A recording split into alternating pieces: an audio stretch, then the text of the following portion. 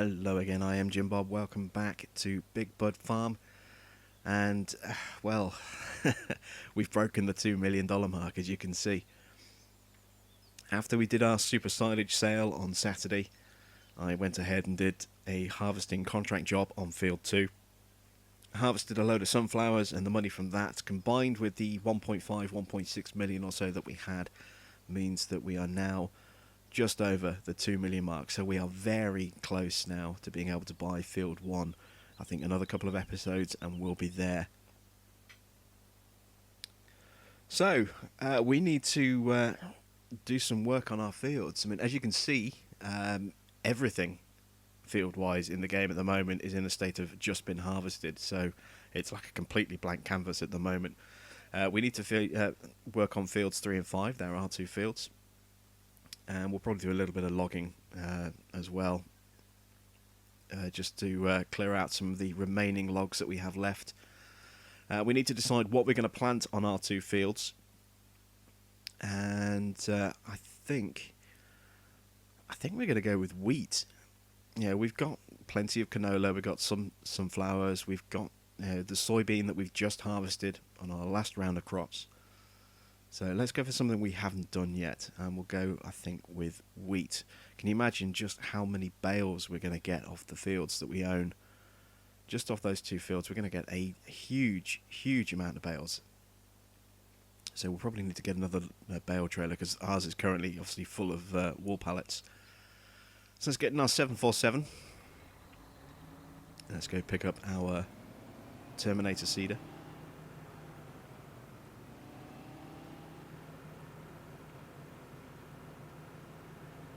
Of course, no need to do a cultivation on our fields. Our Terminator will do that for us. It's such a useful seeder. But we're not going to get rid of our cultivator just yet, because if we don't have the opportunity to buy field 1 on the next harvest, then we'll probably end up doing something like corn as our next crop after that. So we'll need our cultivator to clean up for our Great Plains YP2425A seeder. So let's refill. I don't think we're going to have enough seed in the tank. Let's refill our seeder. And we're the wrong side here. Our pipe's on the other side of the tank. So let's just pivot around here. There we go. We probably don't need to worry about topping up our fertilizer. We've got plenty of seed available to us. Obviously, plenty of fertilizer already in our tanker. We don't really need to top it up, because that goes down at a much slower rate than seed. But I just don't think we're going to have enough to actually get both of our fields done. So we'll top that up. There we go. And let's change our seed to wheat, if I can find it. There we go. So once we're full, we will obviously crack on and attack field 3 and then field 5. And we're going to do some contract work on field 1 as well. You know, we're now in a position where hopefully, if we can queue up enough jobs in quick succession, we can take it from the prep stage all the way through to the harvestable stage. Make sure that the crop is exactly what we want, which is going to be soybean. And from there we can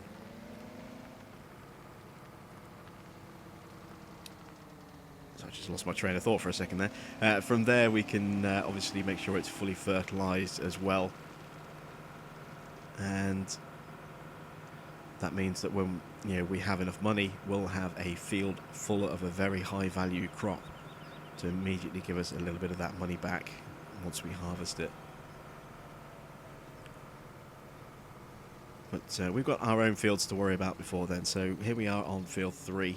Let's get everything sort of unfolded and ready to go.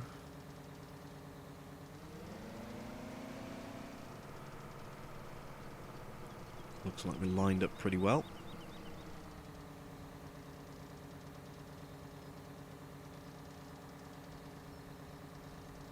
Yep, there we go. Alright, so let's get our worker hired and get him off and seeding for us. There goes our wheat harvest. First ever wheat harvest on Big Bud Farm here. Really curious as to how much we're going to get and how many bales we're going to make. And as we switch over to our logging plant over here in our little self-made forest, you can see we have some logs already still preloaded in our timber runner. We've got a few other logs left over. We're going to load those up and sell them at the lumber mill and then sell the trailer, because as you can see, I've already gone ahead and purchased a replacement logging trailer, the really nice logging trailer from Black Sheep Modding. This will allow us to work with 8-meter long logs as opposed to the 6 meters that we have been working with, so hopefully that'll enable us to make a little bit more money. And on top of that, we'll be able to chew through these trees a lot quicker because we'll be cutting them into less logs per tree, so we'll be able to process through our forest a bit faster as well. Yeah, we'll get the last of those logs. You can just see them in the background there. We'll get those loaded onto the back of this trailer here, get everything strapped down. We'll take it down to the mill pond, and then we'll sell our timber runner. Hopefully we'll get somewhere around about 15,000 for it. So let's jump into our little Massey and get ready to start loading up some of these logs. I did actually briefly consider getting rid of the Massey and just using our Voltra to do all our logging over here. Just buy a different rear weight and a new set of front forks, painted white to match the colour of our Valtra. I managed to grab 2 logs here. But in the end I decided, I like this little setup that we have here with our with our little tracked Massey with a logging cage on it. So I think we'll keep hold of that for now. Maybe we'll think about changing it out again in the future. We'll see how that goes. See how it copes with the 8-meter long lengths. They could be a little bit heavier and a little bit harder to load. We'll see how that goes.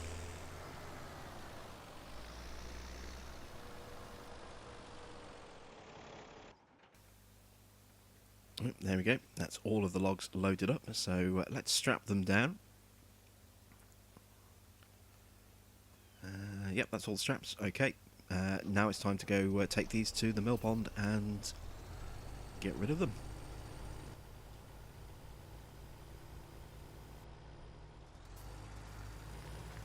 Just backing up here into the mill pond.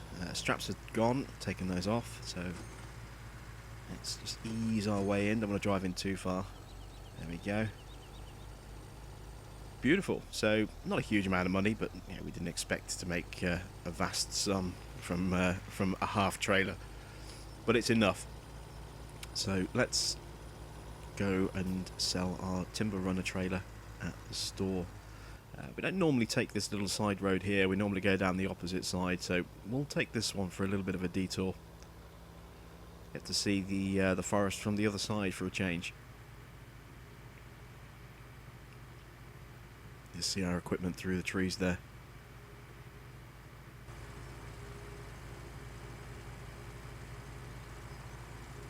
That's a great shot of all those trees lined up. I'm really pleased with how well this little forestry area we've created has turned out. It really does look the business.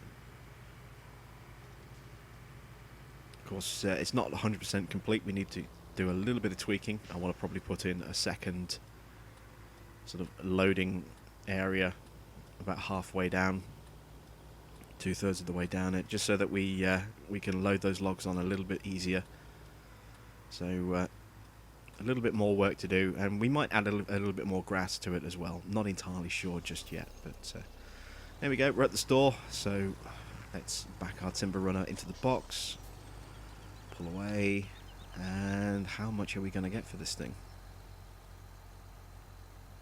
15.5. That's not bad at all. That's a little bit more than I thought we were going to get. I think they're only worth about 17, so let's just check. Yeah, 17,000. So we've actually managed to make back almost all of our money. We didn't have the timber runner that long. We only really used it for, 5 loads, I think it was, 5 trips. So yeah, almost all of our money that we spent on it has been recouped, which is fantastic. We don't didn't really lose that much for having it for, I think, probably less than half an hour in terms of operational use. So let's connect up to our new supersized logging trailer.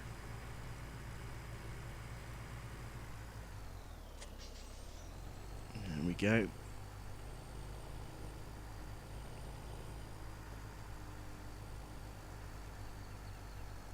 And there we are. That's our new logging setup. So yeah, looking forward to actually putting some 8-meter long logs into that thing and getting that fully loaded up, and then seeing how much we get when we go and make our first sale using this new timber trailer. And since we were last here, I've tidied up in here a little bit as well in our BGA. So all of the equipment's now sort of pushed off to the side. Here's our wheel loader. You can see we've got some chaff in the bucket. This is the last little bit of chaff that was left over from our attempts to fertilise all of our chaff into silage. We've got our leveler next to it. And then over here, you can see we've got a spotlight trailer over here. We'll probably add a second one at some point. And then all of our belts just sort of folded up and loaded away. Gives us that little bit of space for us to drive down the side. Plenty of clearance there. And at some point we're going to do some more silage. One of the ideas I've got is to maybe put silage in bunker 1 and then bunker 3, and then have belts down either side there to kind of take from both bunkers and feed into the hopper. I'm not entirely sure yet. I'm coming up with all these different ways to try and automate a really large silage operation. It means doing an awful lot of work though. So we'll see how that goes in the future, but we will definitely be doing another silage run at some point, not too far off. Our worker is making pretty good time for us on our seeding job here, so while he's doing that, let's take a look at the mod thread. There's some new stuff that's been announced today. So, first off, quite a few updates on the in for testing at the moment. We still have the Golden Days of Farming and Hagenstedt map updates that are working their way through. On top of that, we still have the Keenan Mech Fiber feeder wagon being tested for an update. Still not sure what the update is going to be for that. And on top of that, we now have more stuff that's being updated as well. So the Joskin Wago pack from Black Sheep Modding. This is the Joskin low loaders that I do like. They're being updated. We also have the Biobelts Log Container 750. This is the trailer that we actually got rid of to buy the Timber Runner, which we've just got rid of. That's the the log trailer with the claw on it. That's in for an update. I'm not entirely sure, again, what's being updated on that. The ITS Lemken Azurit Hybrid Seeder that was released just over a week ago, that's in for an update, and that might hopefully be to fix the fertilizer tank that comes as part of that, because that's currently using a stand-in prop. What else is in for an update?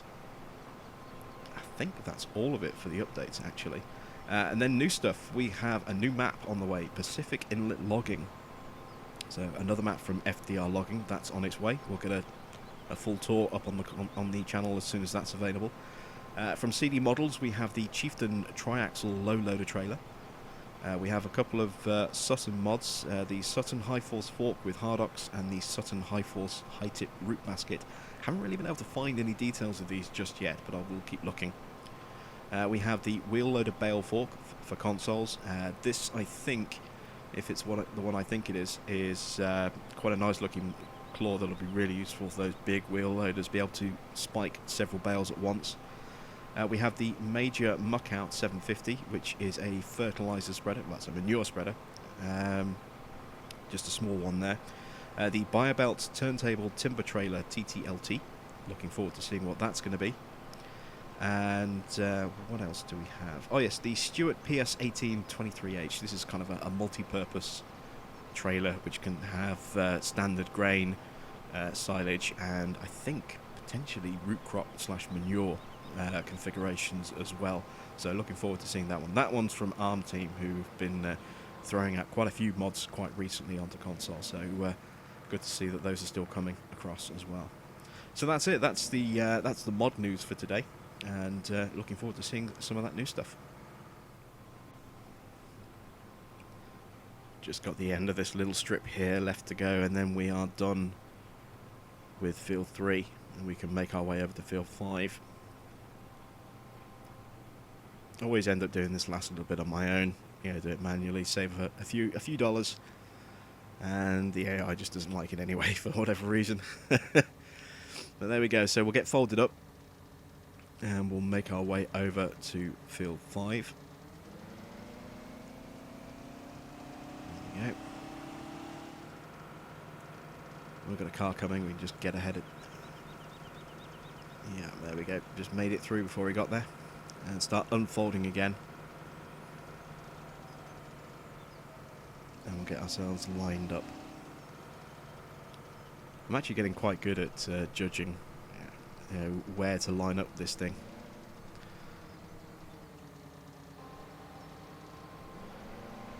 Not perfect yet, but not too bad. You know, it's a bit of a shame we don't have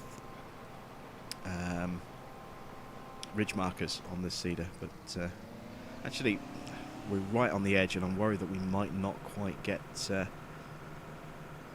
full coverage. So we're going to have a little strip left over anyway, so let's just be a little bit more conservative and make sure that we're definitely covering the edge. You can see we've got a little tuft of soybean just in front of us there from the previous harvest.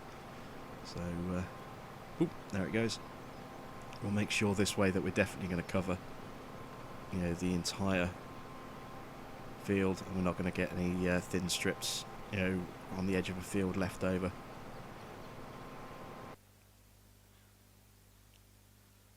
So, field 1, I'm going to do some contract work. There's plenty of jobs that we can do on this, you know, from start through to harvest. So we'll start off with a fertilizer job. Let's see, do I want to use a T8? No, not really. I want to use something that we haven't really used before on this one. T7's not going to be strong enough, I don't think. Have we used a Series 9? I think I might have used a Series 9. I'm not 100% certain. No, I don't really want to use a Massey. We would turn down the T7. Yeah, let's use the fast track. Why not? It's been a while since I've used a fast track. It is a great little tractor, and you know, I used this, you know, so much on Farming Sim 15. Absolutely loved it, but haven't really used it that much on 17. So why not give this one a go? Get everything unfolded. The job will probably take us around about 45 minutes or so to get done. So it'll net us a decent amount of money. Nothing huge, but at this stage, every little, you know, helps get us that little bit closer to our 2.4 million target. So we'll get this field fertilised, and then well, that might be the end of the episode. Actually, we'll see how things go.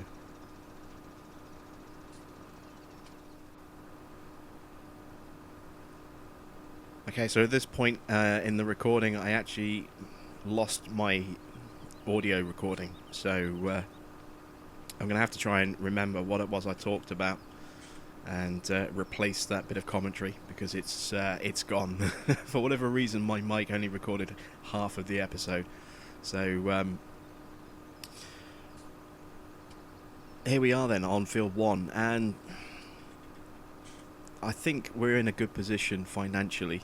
As you, obviously we've got just over 2 million, but we're in a really good position financially, so that hopefully in the next episode we'll actually be able to buy this field outright. I mean, we've got this fertilizer job, which isn't going to get us huge money, but it's going to get us some.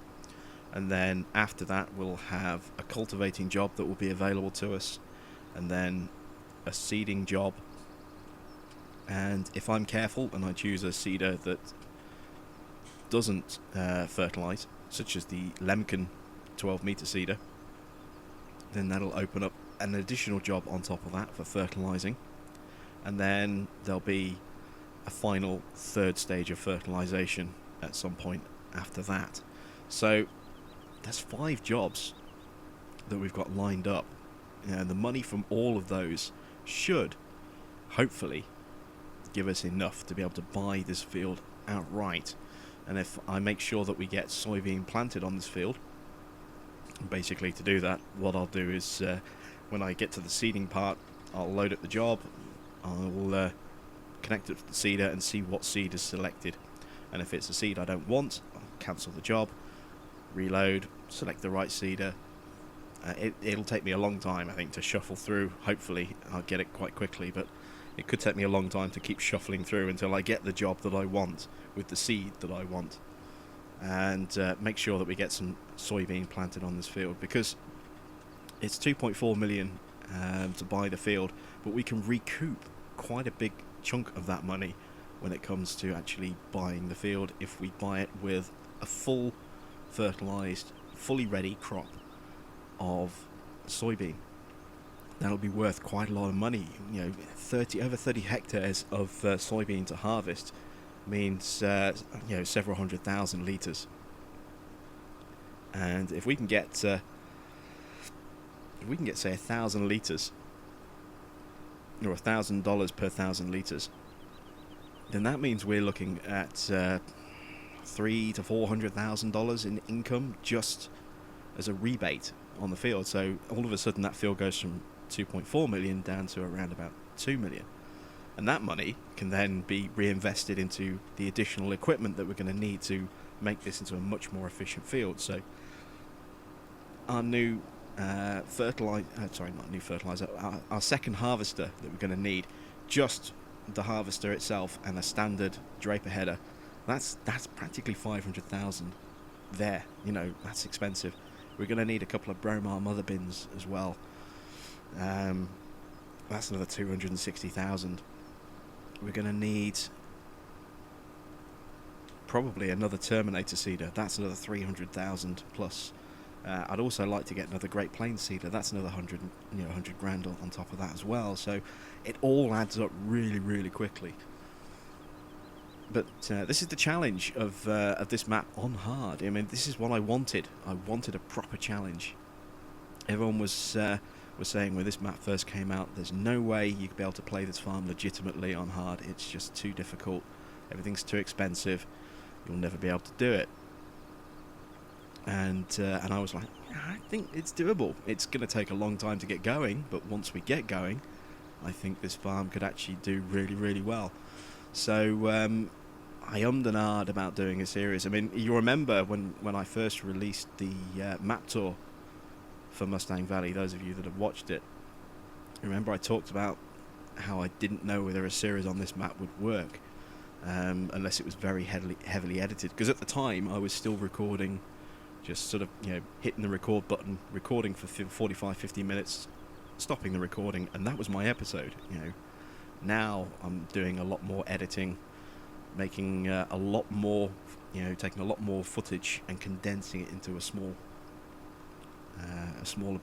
package. So we're doing these videos that are around about 30-35 minutes or so on average. But sometimes, we're talking hours and hours and hours of work is crammed into just a single video. So we've put in probably around about 150 hours or so on this farm over the previous 20 episodes. That's an awful lot. That's an average of about 7.5 hours per episode. I mean, obviously there's been quite a lot of stuff that's done off camera, but when you break it down, each episode has an average of around 7.5 hours worth of work progression crammed into a 30-35 minute video. That's kind of how intense this map has been, but it's been fun. I've enjoyed it. There've been some slogs, there've been some grinds, and there've been some times when it's been a little bit frustrating, but I'm really pleased as to how well we've progressed, and really proud of the progress that we've made as well. I mean, we've still only got those 2 fields, but on top of that we now have a really nice forestry area. We have a really good silage operation up and running. We have so much equipment now that we didn't have when we first started. I mean, all we had was a very tiny amount of starting equipment. We did the nuggets to give us a bit of extra starting money because he needed it. And then on top of that, we just sold everything that we had, and just bought in new stuff. Sold almost everything. I think we kept the harvester. But we've made so much progress. We now have big buds, 2 450s and a 747. We have a great selection of seeding and cultivating equipment. We had some plows, they're gone. We've got rid of those now. We've got a forage harvester. We've got all sorts of great stuff. So I'm really happy with the progress that we've made so far. I mean, we have all of our logging equipment that we've bought and paid for. You know, we've got that little forest that we created, above the shop. I'm really proud of how that's turned out. It's a fantastic little addition that we've been able to factor into this map. And going forward, I'd like to bring in, more animals. We have our sheep. They're currently working away for us and making us a nice load of wool. But we also have the opportunity to bring in cattle as well. I'd love to get a big dairy operation up and running on this farm. That'll generate quite a nice, large amount of income once it gets up and running. But that's going to be expensive to get set up. A lot of cows is going to be very, very expensive. At $5,000 per cow, we're talking some, serious investment. We're going to need $500,000 to get 100 cows. So we're going to really need probably at least 100 to get us started. And then, I'd like to look at getting beets up and running on this farm as well. It's something that we haven't really done at all on any of our farms yet, is do beet farming. And, we have all that wonderful Homer equipment that's just crying out for a big map like this. So, that's another thing I want to bring to the farm in the future. But again, it's a big investment. The Pterodos is $500,000 with the header, and then we need, probably I'd like to get a Terra Felis as well. That's another 300 grand, I think. So a big investment needed to get beets up and running. But this is all stuff that we can bring to the farm in the future. And on top of that, we've also got fields 2 and 4 to work towards as well. So there's plenty of life left in this farm yet. It's not a case of, once we get field 1, that's pretty much it. There's still a lot of work that we can get done. And I don't really want to end the series until we own all the fields. So despite the fact that, those fields are going to be really expensive to buy, we're going to be able to generate a very, very large amount of money faster once we have field 1. So definitely looking to be in a strong position, for the next couple of episodes. Once we get this field purchased, we'll then suddenly start to make a lot of money here. You can see just finishing this field off in cab. Pretty centrally spaced here. We've got a bit of an overlap on either side of our fertilizer, as you saw there. So as long as I don't make any sudden twitches on the steering, we'll be absolutely fine to make sure that we get this done.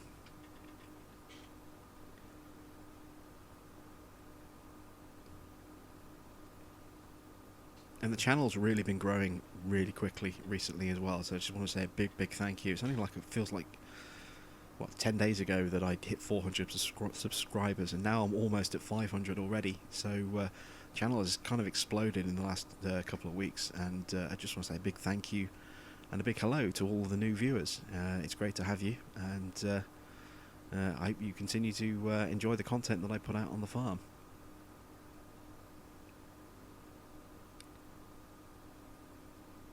So there we go. Job is finished. So we earned 25.5 grand for the job itself, and an extra just under 9 grand for the time bonus. So we earned around about 35,000 for that. Not huge money, but it all adds up. It's all a little bit of extra. As we check in on the 747, once again, we can see that the AI just hasn't done this section of the field. I don't know why it always seems to affect this corner of the field, but it is what it is. We just have to work around that. So we'll manually finish this little bit of field off here, make sure that we have full coverage with our wheat crop, and then that'll be just about everything for the episode. So tomorrow, being Wednesday, we'll be heading back to American Outback, get a nice big long episode of some farming going on that one there. On Friday, we'll be back for Fent Farm, heading back over to Drumard, and then we'll be back here again on Saturday for the second weekly episode of Big Bud Farm, and hopefully Saturday will be the day that we get to buy get to buy Field 1 outright.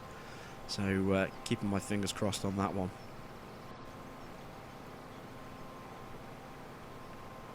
So as we get this last little strip done, nothing more really but to sign off. Not a huge amount of progress made on this episode, but it's all about getting things set up, ready for the weekend. So thanks for watching.